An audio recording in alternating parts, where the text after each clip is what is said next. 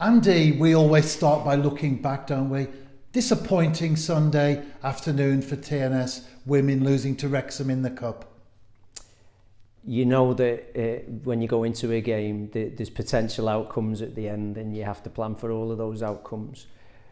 From a manager's point of view, a team and the individuals within the team will always get found out if you don't turn up ready to play that single game on that occasion.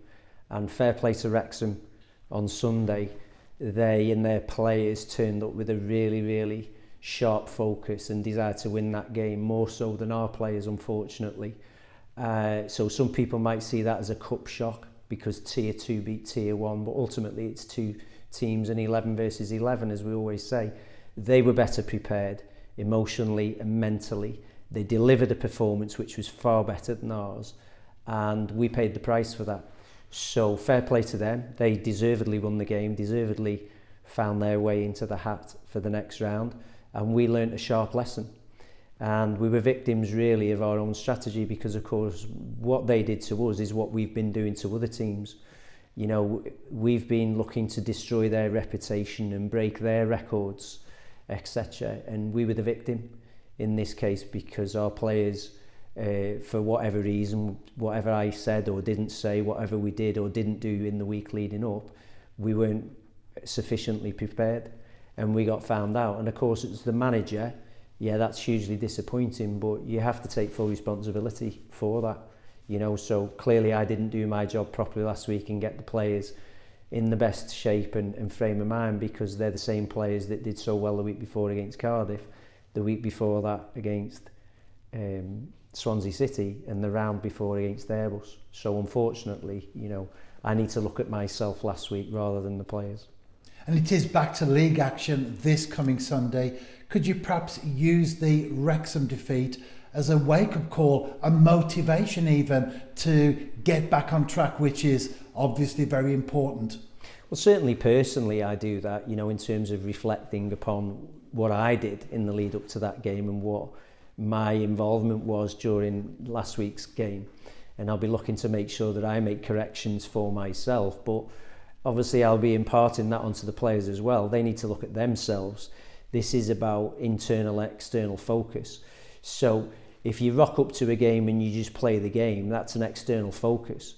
And that's not enough. At this level, elite performance level, you've got to have an internal focus around what's your lead up to that game, what's your game face, what is your sort of personality and character that you're bringing, your level of focus that you're bringing to that game. So that's really where the coaching staff have got to work this week. We've got to shift the players' mindset, we've got to shift the players' focus and make sure that they're in absolutely the best place possible to then deliver the game, because make no bones about it, this is a really important game for us. Barry Town have just jumped ahead of us in the table after their win on Thursday night.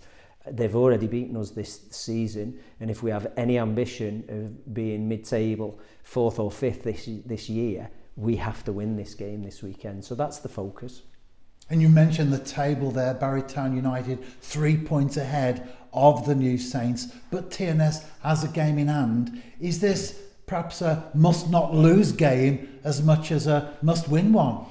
Well, it's difficult to know that at this stage of the season, but what we do know is that if we turn up thinking or hoping that we're going to win, it's going to be really difficult. So we've got to make sure that we don't commit errors and do silly things. We've got to be prepared to play a game of football and see where the game of football goes and be prepared to adapt and morph to whatever the situations are in that game. Going back to last weekend, our players didn't do that sufficiently well enough, in particular in the first half, and by half time of course it was a bit of a mountain to climb second half to get yourself back in the game, because the opposition were playing so well we'd sort of relinquished the initiative. So this weekend it's about how do we wrestle the initiative and try and force the hand in this game against a tricky opponent. And if you are going to make changes to the starting 11 this weekend, would that be because of what happened last Sunday, or because it's a different opponent, a different competition, and you would be doing that anyway? Yeah, I think it's a combination of the two. As you said, we made some changes last weekend, so brought some players in to give them some game time. There were one or two players that weren't available last weekend that will be available this weekend. Leah Lewis obviously was one of those, and really I think it takes a moment like last weekend for two things to happen. First of all, for you to appreciate players that sometimes you don't see and recognise during games until they're actually missing, and I think Leah Lewis is certainly a case in point. She's an outstanding player. She's had a fabulous start to the season. She was arguably one of our best players last season as well. She's got experience, she's got tenacity, but she's got that real leadership, that pitch leadership, which was missing last week. And then obviously around the team and the team's readiness to then play those games and getting a cohesive team together, and we'll look at that, and hopefully we're in better shape this weekend than we were last weekend.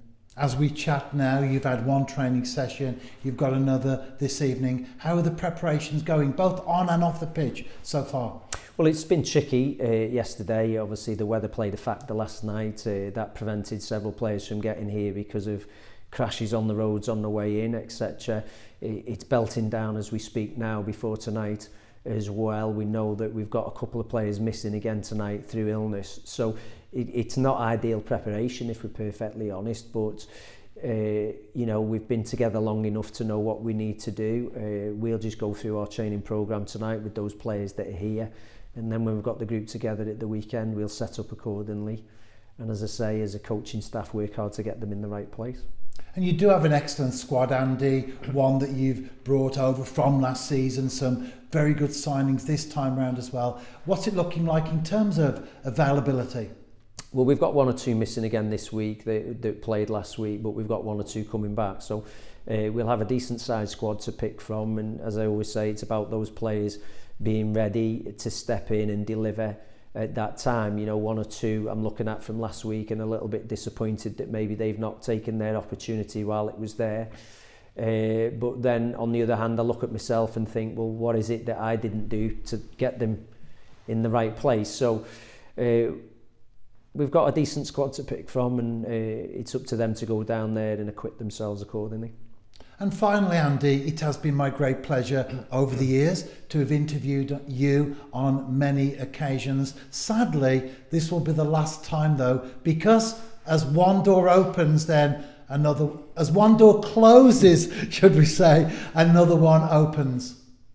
Yes, as you say, you know, for a couple of weeks now, we've been sitting on news that I actually will be leaving the football club. I've managed to secure a different position over in England in the WSL, so I'm hoping to start that on Monday. There's just one or two sort of contractual issues that need to be dotted and crossed before we get to that stage, but as you rightly point out, this will be my last game in a second stint. So, you know, it's been a really interesting and exciting 15-18 months here, back for the second time.